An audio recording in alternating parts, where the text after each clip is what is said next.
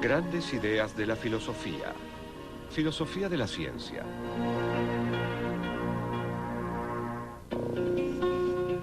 La filosofía de la ciencia es el estudio crítico de la ciencia y el razonamiento científico. Se ocupa de preguntas como: ¿puede la ciencia explicar el mundo o tan solo lo describe? ¿Existe la ciencia verdaderamente objetiva? ¿Cuál es el límite entre la ciencia y la no ciencia? ¿Existen las leyes de la naturaleza?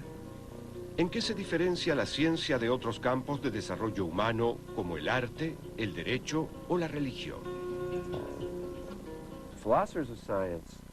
A los filósofos de la ciencia les interesa la ciencia. ¿Qué son las ciencias? ¿Cómo se relacionan entre sí? ¿Cuáles son los resultados de la ciencia? ¿Qué hacen los científicos y demás? Por ejemplo, dentro de la biología realizamos diversos tipos de distinciones. A un nivel elemental, distinguimos entre animales y plantas, y de un modo más complejo, distinguimos entre el sistema inmunológico y el digestivo, entre otros. Dentro de la física, la ciencia fundamental, podríamos preguntarnos acerca de las propiedades más básicas y de la manera adecuada de ver al mundo. A menudo se plantea la pregunta: ¿qué relación guarda la filosofía con la ciencia? Y la respuesta a dicha pregunta, creo, es que aunque digamos que la ciencia natural era parte de la filosofía, de hecho se la llamaba filosofía natural aún en la época newtoniana y durante un tiempo después, solemos pensar que hubo una especie de separación entre la filosofía y las ciencias naturales y que pasaron a ser dos campos separados. El pensamiento sistemático acerca del mundo en el que vivimos conforma la esencia de la actividad científica. También es la base del pensamiento filosófico. En líneas generales, la filosofía y la ciencia tienen un programa en común: desentrañar el misterio de nuestro mundo. Entonces no ha de sorprendernos que estas dos empresas hayan recorrido caminos paralelos durante siglos. Durante gran parte de la historia de la filosofía de la ciencia no se diferenció del resto de la filosofía. De hecho, la filosofía en sí, o al menos gran parte de ella, no se diferenciaba mucho de las ciencias en general. Entonces, los atomistas griegos como Demócrito e incluso Platón y Aristóteles se hacían preguntas que hoy en día consideramos filosóficas y otras que consideramos científicas. El despertar de la conciencia científica se remonta a la antigua Grecia. En el siglo VI a.C., los pensadores jonios comenzaron a buscar más allá de las explicaciones tradicionales provistas por el mito y la religión. Entre los filósofos presocráticos, la noción matemática de Pitágoras acerca de la estructura del mundo fue sumamente influyente. Tanto así que para Platón, el creador del universo, es un matemático que construyó el cosmos de acuerdo con los principios geométricos. El tiempo, por tanto, nació con el universo, para que, generados simultáneamente, también desaparezcan a la vez, si en alguna ocasión tiene lugar una eventual disolución suya. La decisión divina de crear el tiempo hizo que surgieran el Sol, la Luna y los otros 5 cuerpos celestes que llevan el nombre de planetas, para que dividieran y guardaran las magnitudes temporales.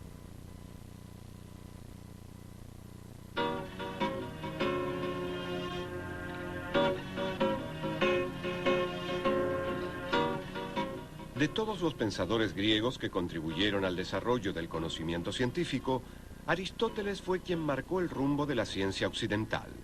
Su obra abarca no solo todas las ramas de la filosofía, sino prácticamente todos los sectores de la ciencia y del saber humano. Fue él quien estableció las divisiones entre las ciencias físicas tal como las conocemos actualmente, y su visión del mundo dominó la civilización occidental durante aproximadamente 2000 años. Mientras que Platón tendía a idealizar, Aristóteles desplegaba su pasión de científico por deducir el saber de los hechos concretos. Aristóteles estaba interesado en los diferentes tipos de organismos biológicos que existen, cómo se relacionan entre sí, cómo se reproducen, cómo duermen, cuánto tiempo duermen, y también estaba interesado en preguntas filosóficas, tales como ¿cuál es la causa última de sus movimientos? ¿Por qué hay animales sobre la faz de la Tierra? Y por supuesto, también estaba interesado en preguntas filosóficas mucho más generales, como por ejemplo, ¿cuáles son las principales categorías de la existencia?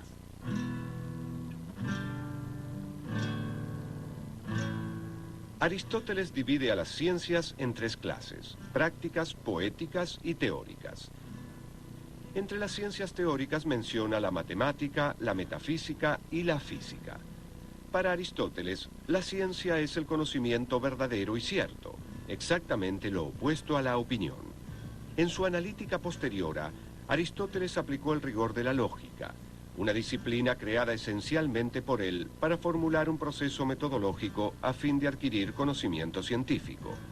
Él sostenía que solo podemos comprender el mundo procediendo de manera deductiva a partir de principios primeros para alcanzar conclusiones incontrovertibles.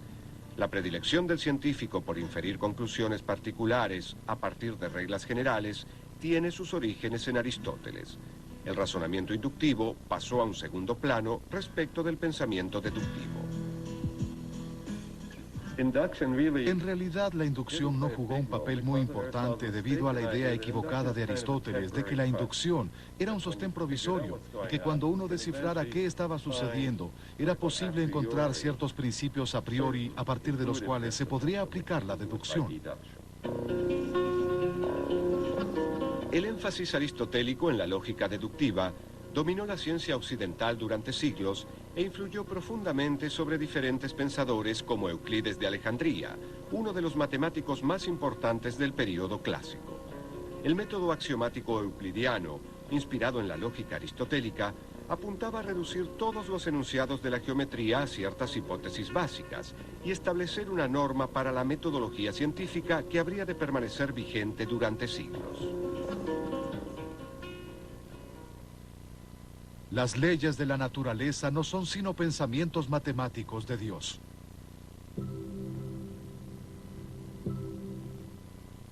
En la Edad Media, los científicos notaron que al tener un conjunto de hechos, era sencillo elaborar una serie de teorías para explicar dichos hechos. Guillermo de Ockham, un filósofo y teólogo del siglo XIV, propuso que para explicar un fenómeno es preciso optar por la explicación más sencilla. Puede no ser estrictamente la correcta, pero si se toma el camino más directo, hay mayores probabilidades de llegar a la respuesta adecuada más rápido. Este principio, que se lo conoció bajo el nombre de la navaja de Ockham, fue un hito en la historia de la metodología científica.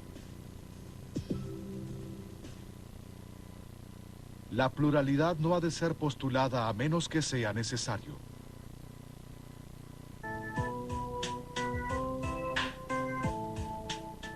Después de que Tomás de Aquino lograra integrar a Aristóteles dentro de la ortodoxia oficial de la Iglesia Católica en el siglo XIII, el pensamiento científico se vio cada vez más dominado por el aristotelismo escolástico, que resaltaba las cualidades particulares de las cosas individuales.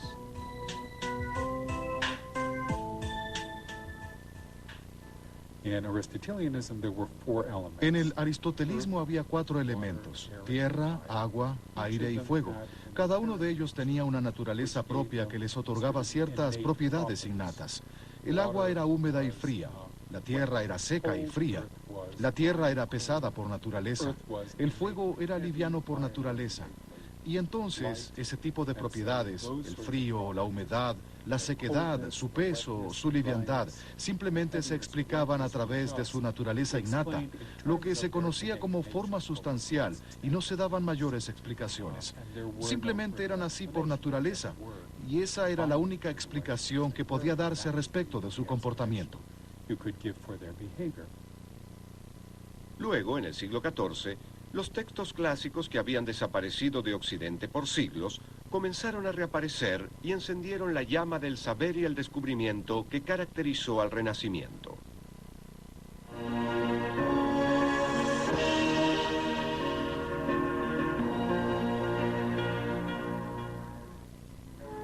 Este periodo de ferviente actividad intelectual dio lugar al surgimiento de científicos como nunca antes se había visto.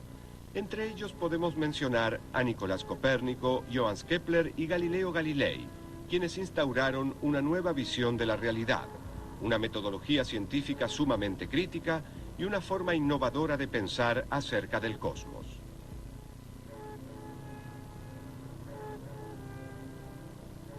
¿Eran filósofos? ¿Se consideraban filósofos? Bueno, de cierta manera sí. Después de la publicación del Mensajero Sideral en 1610, Galileo abandonó la universidad e ingresó a la corte. En primer lugar, le ofrecieron el cargo de matemático del Gran Duque de Toscana en la corte de Florencia. Pero él insistió para servir como matemático y filósofo del Gran Duque.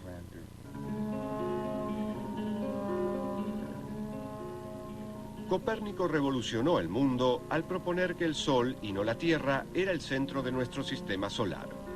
Kepler amplió la teoría del sistema copernicano, postulando que los planetas se mueven en órbitas elípticas y no en círculos perfectos como se creía anteriormente. La actividad científica de Galileo desafió la ortodoxia aristotélica, lo cual le ocasionó grandes dificultades con la Iglesia Católica.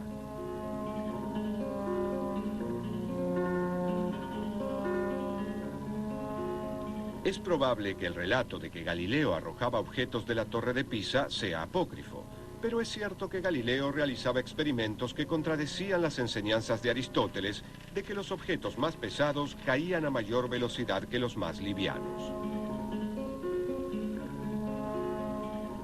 Al enfatizar en sus datos la cantidad por encima de las cualidades particulares de los objetos que observaba, Galileo introdujo una noción radicalmente nueva.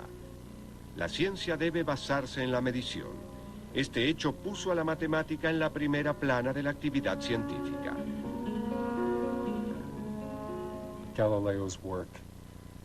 Hoy en día se considera la obra de Galileo, por supuesto, en estrecha relación con el copernicanismo y su astronomía observacional, pero creo que sus contemporáneos lo consideraban al menos igualmente importante por haber descubierto cómo comprender la caída libre en términos matemáticos. Dio la primera explicación matemática sobre la caída de los cuerpos pesados y sobre el movimiento de los proyectiles, lo cual fue muy sorprendente. Hoy en día, estos son temas muy simples para todos los que asisten a la escuela secundaria, pero en esa época eran descubrimientos verdaderamente extraordinarios. La filosofía está escrita en este grandísimo libro que continuamente está abierto ante nuestros ojos, el universo, pero no puede entenderse si antes no se procura entender su lengua y conocer los caracteres en los cuales está escrito. Este libro está escrito en lengua matemática y sus caracteres son triángulos, círculos y otras figuras geométricas, sin las cuales es totalmente imposible entender humanamente una palabra y sin las cuales nos agitamos vanamente en un oscuro laberinto. El filósofo inglés Francis Bacon sentó las bases del método científico moderno y contribuyó fundamentalmente a catalizar la revolución científica que tuvo lugar tiempo después. Según Bacon, la verdad se obtiene solamente a través del experimento. La misión del científico es la de impulsar el progreso descubriendo la evidencia que sirve para respaldar o refutar una proposición. Formuló una manera totalmente nueva de interrogar al mundo.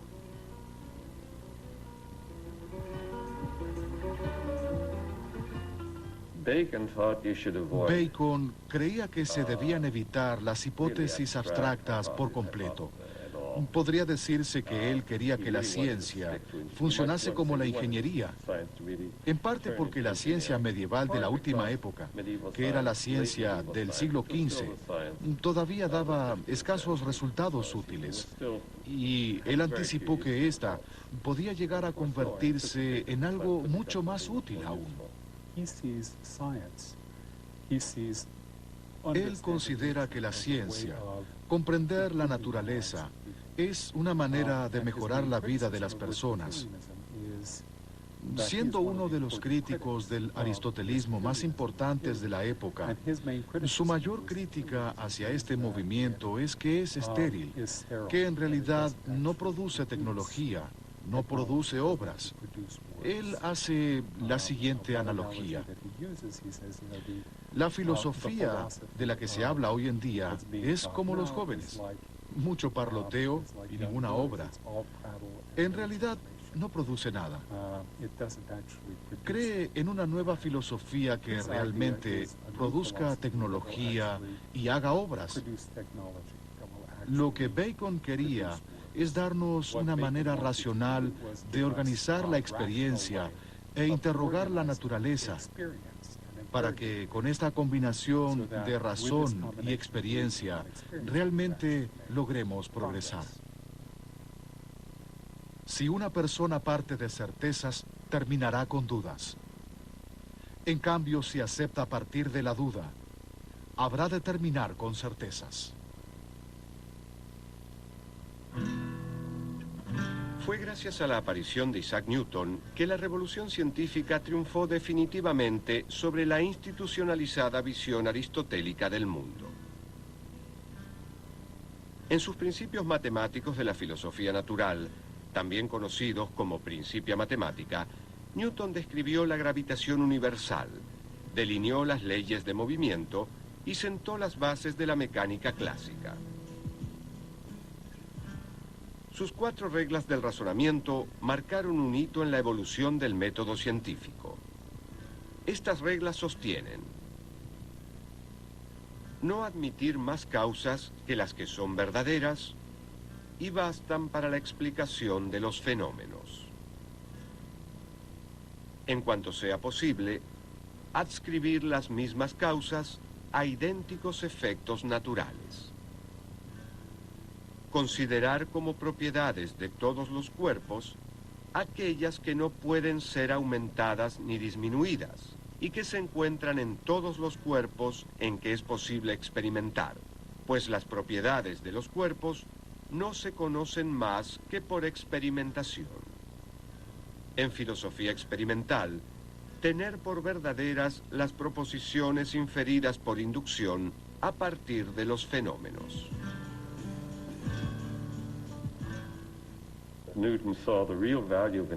Newton vio que la inducción adquiere verdadero valor cuando se la combina con hipótesis del tipo que a Bacon probablemente no le hubiesen gustado. Y esto es bastante sofisticado. Creo que a Newton se lo desestimó como filósofo de la ciencia. Newton creó una combinación bastante sofisticada de formación de hipótesis e inducción, que pasó a ser el característico enfoque británico de la física.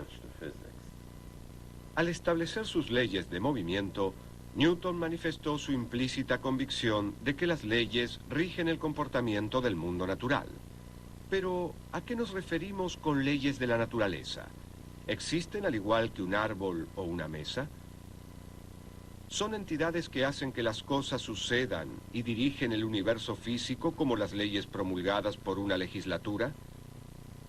¿O juegan un papel diferente dentro del cosmos? Una pregunta que sin duda será de gran interés para los filósofos es: ¿qué son las leyes? Cabe destacar que los científicos pueden llevar adelante su trabajo sin preguntarse realmente qué son las leyes. Por supuesto se preguntarán qué son las leyes, ya que están interesados en las leyes de la física, de la luz, de la gravedad, de la biología, de la teoría del aprendizaje y demás. Pero pueden investigar y descubrir estas leyes, o al menos hacer conjeturas sobre lo que las mismas pueden ser, sin haber respondido nunca a la pregunta ¿qué es una ley? Desde que Aristóteles declaró que es necesario conocer las primeras causas, una de las leyes fundamentales de la ciencia fue la de la causalidad, la noción de que siempre que se produce un cambio en el estado del mundo, algo tiene que haberlo ocasionado.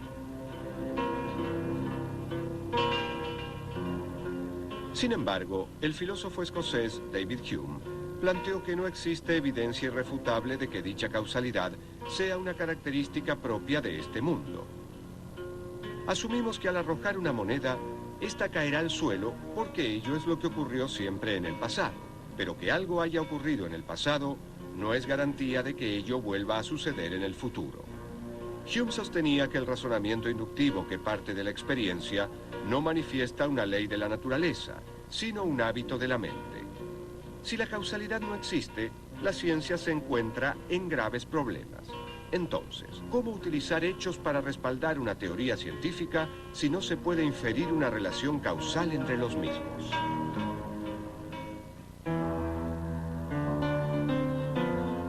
El filósofo prusiano Immanuel Kant reconoció la fuerza del argumento de Hume y respondió al mismo afirmando que todos compartimos una estructura mental para comprender el mundo, como la causalidad u otras leyes naturales, que es real en cuanto existe dentro del contexto de nuestra mente.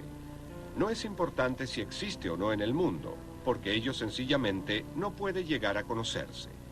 No podemos conocer más allá de lo que está en nuestra mente, con lo cual la realidad definida por las categorías de la experiencia, según Kant, comprende la totalidad del conocimiento humano.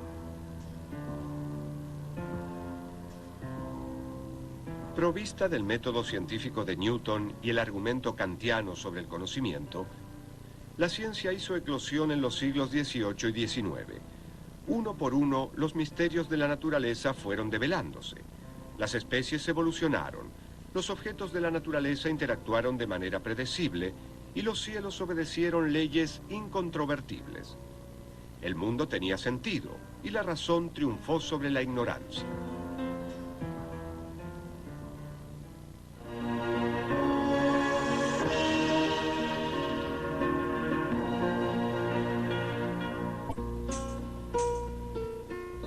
En la década de 1920 y 1930, los grandes avances en el campo de la física inspiraron a un grupo de pensadores que comenzaron a reunirse en Viena para discutir sobre filosofía. A este grupo se lo conoció bajo el nombre del Círculo de Viena y dio origen al positivismo lógico, un movimiento que sostenía que el único discurso que tenía sentido era el científico. Si se deseaba afirmar algo sobre el mundo, debía haber alguna experiencia sensible a la cual remitirse para demostrar que el reclamo en cuestión era verdadero. A este concepto se lo denominó principio de verificación o verificacionismo. Rudolf Carnap, Maurice Schlick y Otto Neurath eran los principales miembros del Círculo de Viena, que era frecuentado por muchas eminencias. Einstein, Kurt Gödel, un gran matemático y lógico, y también Wittgenstein, solían visitarlo frecuentemente, y estas personas estaban muy interesadas en saber cómo o hasta qué punto la ciencia podía conocer acerca del mundo y cuáles eran las bases de la misma. También estaban muy interesados en saber si había o no una unificación de todas las ciencias. Ellos afirmaban que la física era la ciencia fundamental y que todas las demás ciencias de alguna manera derivaban o dependían de la física.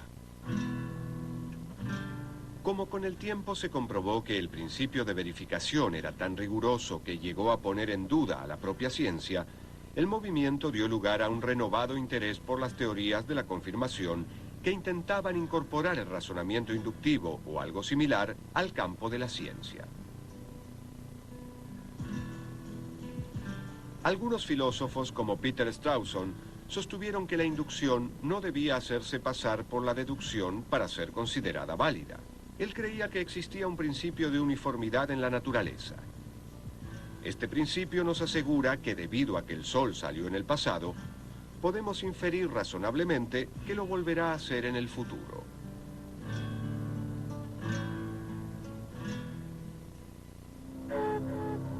El filósofo austríaco Karl Popper sostuvo que los científicos no infieren teorías de la observación imparcial de los hechos, sino todo lo contrario. Todos los problemas e hipótesis anteriores guían sus observaciones.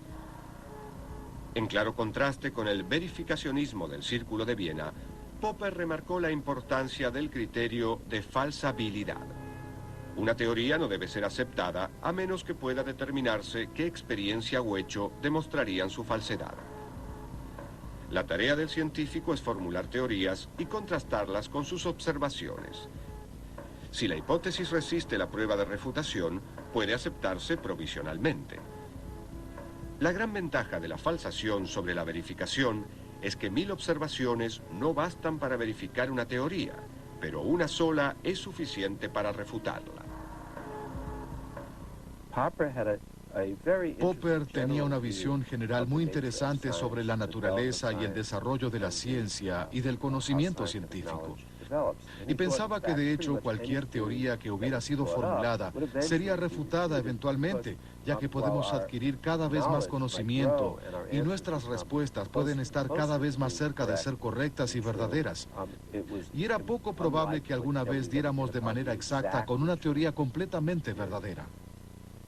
Popper pensaba que el razonamiento inductivo era una especie de ilusión óptica. Sostuvo que utilizamos un método de prueba y error que puede parecer inductivo, pero cuya estructura lógica era completamente diferente.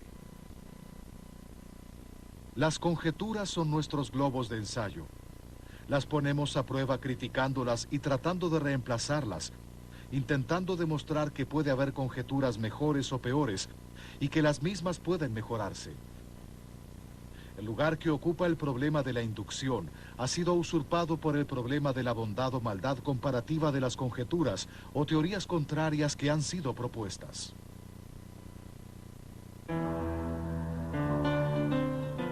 El filósofo estadounidense Nelson Goodman argumentó contra la existencia de la lógica inductiva formal. Su obra, Nuevo enigma de la inducción, intentó demostrar que para cada hipótesis confirmada por la evidencia, existe un número infinito de hipótesis alternativas que son contradictorias con la primera, pero que también podrían ser confirmadas por dicha evidencia. En otras palabras, una teoría nunca puede confirmarse por medio de la observación. En un artículo publicado en 1947, Nelson Goodman, un filósofo maravilloso, relacionó las leyes con la inducción de un modo extraordinario. Y hoy en día, este tema es frecuentemente abordado, sugiriendo que las únicas hipótesis que pueden ser proyectadas de manera inductiva son las hipótesis tipo ley. Es decir, las hipótesis que se asemejan a las leyes en otros aspectos, además de sus características sintácticas. Una manera de rescatar a la inducción es dejar de querer alcanzar la certeza de la deducción y en lugar de ello, luchar por lograr la probabilidad estadística. La teoría de la confirmación bayesiana, que recibió su nombre en honor al matemático inglés del siglo XVII, Thomas Bayes, es un método de inferencia estadística que combina el sentido común y la evidencia observacional para posibilitar la inducción dentro de un mundo incierto. Es un modelo de realidad en el que se prefiere utilizar el concepto probablemente en lugar de siempre.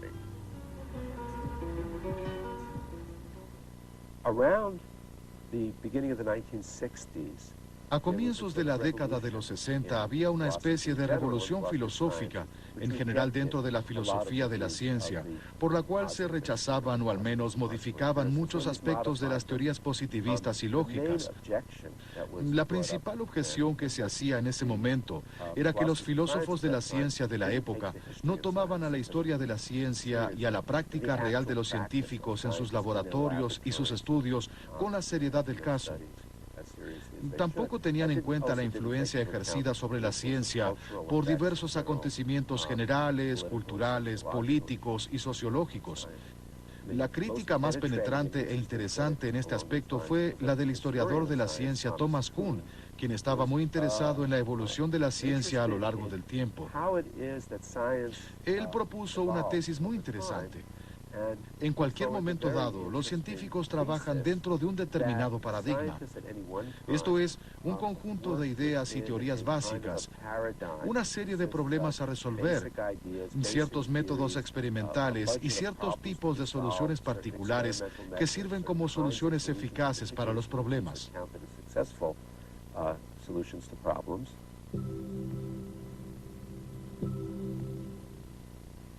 Kuhn enfatizó la importancia del contexto histórico y social dentro de la actividad científica. Se preguntaba por qué en un momento dado de la historia algunas teorías se aceptaban mientras que otras no. Para encontrar la respuesta a dicha pregunta, Kuhn creó la noción de paradigma. Según Kuhn, un paradigma es una descripción científica del mundo que es generalmente aceptada y provee un modelo de investigación.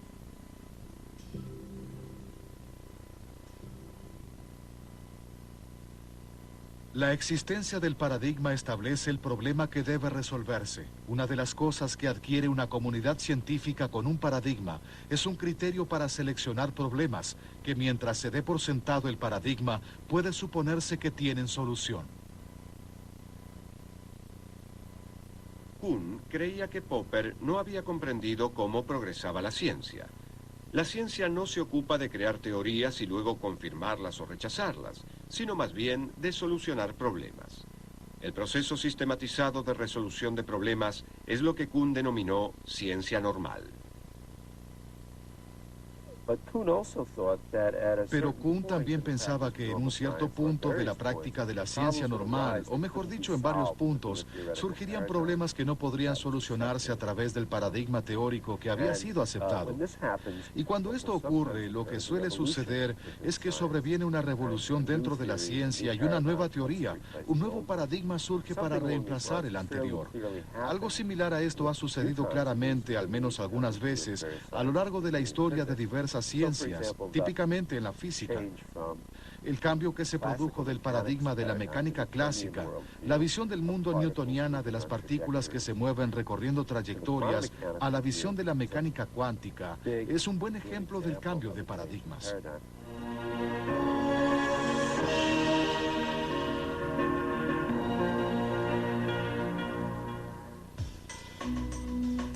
El siglo XX estuvo dominado por dos hallazgos en el campo de la física cuya rareza fascinó a los filósofos: la mecánica cuántica y la relatividad. Einstein estaba trabajando en una oficina de patentes de Berna cuando en 1905 expuso su teoría de la relatividad especial o restringida, una teoría que sostenía que no existe ningún sistema privilegiado de referencia. Dentro de la idea de naturaleza de Einstein, solo existe el movimiento relativo. Es imposible situar en forma objetiva un fenómeno cualquiera en el espacio y en el tiempo. Luego, en su teoría de la relatividad general, Einstein intentó unificar bajo un mismo principio la inercia y la gravedad, dos fuerzas de la naturaleza que se habían mantenido separadas desde el advenimiento de la física newtoniana. No es que se haya descartado a la física newtoniana, sino que la misma fue reemplazada. Las implicancias de la teoría de Newton todavía pueden ser aceptadas en su mayoría, pero la teoría de Einstein trajo consecuencias experimentales nuevas que se ajustan mejor a los experimentos reales. Y, de hecho, una de las consecuencias de la teoría de Einstein comprende un momento especial en la historia de la física. La teoría de la relatividad general de Einstein predijo que la luz que viaja cerca de un cuerpo tan pesado como el Sol sufriría los efectos de la gravedad. La teoría de Newton no postulaba esto, y en la década de 1920, Sir Arthur Eddington organizó la observación de un eclipse solar en la que habría de medirse si realmente la luz de las estrellas lejanas se desviaba al pasar cerca del Sol. Y de hecho descubrieron que los resultados se acercaban más a lo propuesto por la teoría de Einstein que la de Newton.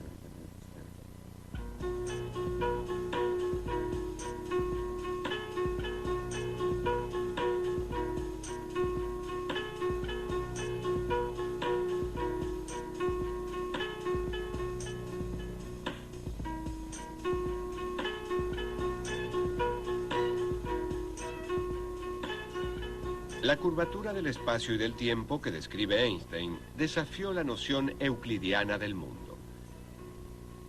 Casi de la noche a la mañana, las nociones clásicas de espacio, tiempo, materia y movimiento pasaron a ser obsoletas. Había surgido un nuevo paradigma con implicancias que trascendieron el campo de la física. El segundo hallazgo importante de la física del siglo XX fue la mecánica cuántica.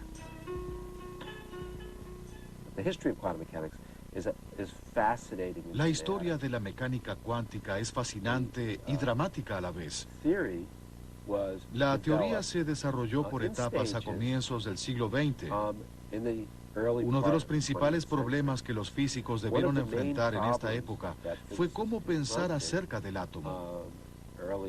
En un principio, al átomo se lo consideraba como una especie de sistema planetario en miniatura, con el núcleo en el centro y los electrones orbitando alrededor del átomo.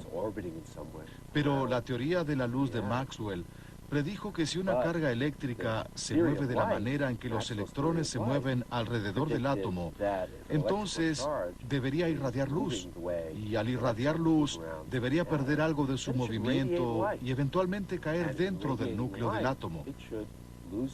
Por supuesto, si así es como se comportan los átomos, entonces el universo habría de colapsar, y queda claro que ello no sucede. Con lo cual, algo estaba equivocado.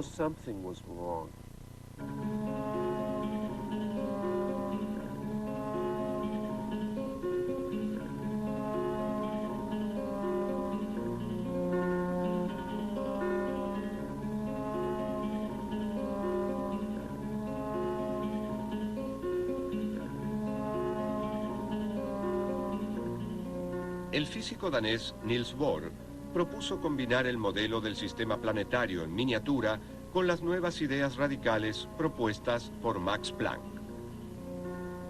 Planck sugirió que los electrones existen a niveles de energía fijos que están a una distancia fija del núcleo. Cuando un electrón salta a un nivel más cercano al núcleo, libera una descarga o cuanto de energía. Cuando el átomo absorbe un cuanto de energía, el electrón se aleja del núcleo.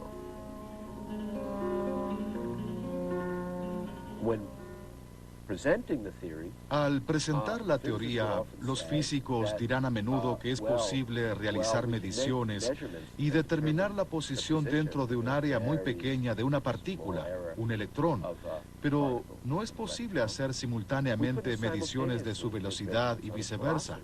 Y esta visión fue desarrollándose. Y de hecho, las partículas atómicas, los electrones y demás, no tienen simultáneamente posición y velocidad. Por supuesto, si uno se detiene a pensar en ello un momento, si uno considera a los electrones como partículas, ¿qué significa que algo tenga una posición pero no tenga velocidad? No me refiero a que no se conozca su velocidad, sino que no tiene velocidad. O bien, ¿qué significa que algo tenga una velocidad dada pero no una posición determinada? Todo esto es muy extraño. Y se vuelve aún más extraño. Einstein respondió a las aparentes contradicciones con la mecánica cuántica y se encendió la polémica entre la teoría de la relatividad y la teoría cuántica. La teoría cuántica desarrollada por Bohr y Heisenberg sostenía que podía haber electrones en situaciones fácilmente reproducibles en las que dichos electrones en sí no tenían posiciones y velocidades determinadas, sino que sus posiciones y velocidades estaban interrelacionadas. ¿Qué significaba esto? Bueno, dada la visión instrumental que Bohr tenía sobre la mecánica cuántica, quería decir que si se realizaba cierta medición y se obtenía cierto resultado de este electrón, ello nos diría qué resultado se debería obtener al realizar una medición en aquel electrón, ya sea de su velocidad o de su posición. Y Einstein dijo, si al medir este electrón modifico el hecho de que no tenga una posición determinada a que sí la tenga, y ello a su vez hace que otro que no tenía una posición determinada pase a tenerla sin que yo intervenga en absoluto, debe ser que dicho cambio se produce instantáneamente y a través del espacio. Y Einstein creía que eso era absurdo. Pensaba que de hecho ello violaría su teoría de la relatividad especial. Entre los aspectos característicos de la teoría cuántica se encuentra la noción de que dos objetos que están en diferentes posiciones pueden interactuar simultáneamente. Un efecto que Einstein denominó acción fantasmal a distancia. También desarrolló la noción de superposición, el principio según el cual, mientras no se pueda observar un objeto, el mismo se encuentra en todos los estados posibles de manera simultánea. El acto de la observación es lo que hace que un objeto esté limitado a una sola posibilidad. Una vez dije que existen muchas interpretaciones sobre la mecánica cuántica. Cada una de ellas recibe el apoyo de su creador y 6 amigos suyos. Y me han dicho que mencionar 6 es ser demasiado optimista. Entonces se presenta esta extraña situación en la que tenemos una teoría, sabemos cómo usarla, sabemos cómo hacer predicciones. Y para muchas personas como los positivistas, ello ya sería suficiente. Pero para muchos físicos y muchos filósofos no lo es, pues desearíamos tener algún tipo de comprensión acerca de lo que dicho formulismo expresa. El debate entre estos dos sistemas radicalmente diferentes, el físico y el metafísico, todavía permanece encendido. Por un lado, los físicos cuánticos emplean el cálculo estadístico y el principio de la incertidumbre, mientras que Einstein señalaba que Dios no juega a los dados con el universo. La teoría cuántica sugiere una realidad física azarosa y discontinua en la que las causas pueden tener efectos simultáneos a distancia, mientras que la teoría de la relatividad percibe al cosmos como algo relacional y continuo. Entonces, científicos y filósofos continúan entablando un intenso e ininterrumpido diálogo para lograr dar una explicación acerca de la naturaleza del mundo. Por su propia naturaleza, la filosofía se ocupa de temas que no son considerados ciencia todavía, o que parecen ser intrínsecamente algo diferente a la ciencia, tal como la ética o la estética, o que se elevan a lo que a veces denominamos un metanivel, con cuestiones de metodología, niveles de significación y demás. Entonces, parte de la filosofía debe ser ciencia que está por nacer. La filosofía funciona como una cuna para las ciencias del mañana. ¿Por qué ciertas personas se dedican a ser filósofos? Porque están interesadas en demasiadas cosas, al menos esa es mi experiencia personal. Entonces a uno le interesa la cultura griega, pero también la matemática, la física y la historia. Y luego uno descubre que al hacer filosofía es posible estar interesado en todos estos campos y trabajar en ellos, porque todos ellos tienen su base y todas estas áreas de interés intelectual son áreas en las que es posible hacer preguntas filosóficas, tales como ¿cuál es el objeto de estudio? ¿Cómo investigamos acerca del mismo? ¿Cuáles son los conceptos y las expresiones de las nociones centrales de dicho tema? Y lo mismo se aplica a la filosofía de la ciencia.